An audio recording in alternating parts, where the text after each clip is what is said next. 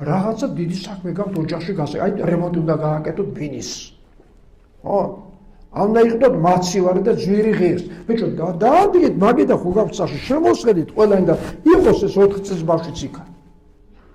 ზოგი კიდევ 5-ისა უკვე 10-ისა იქნება, ხო? დაასვი და იმჟედეთ.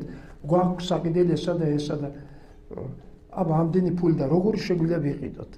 შენ ხარ შეიძლება ინტერნეტში შეიხედო და მონახო. ყველაზე კარგი მაცივარი რომ აი ამ ფასში მოგვივიდეს. შვილი გავიამხანაგოთ. საერთო საოჯახო საქმის გადაწყვეტაში. შემიძლია არაცა ვკითხო არაფერი, წავედი და ვიყიდე, ამ და ვკითხო შვილს. მაგრამ მე ხო აღზრდა მინდა მისი.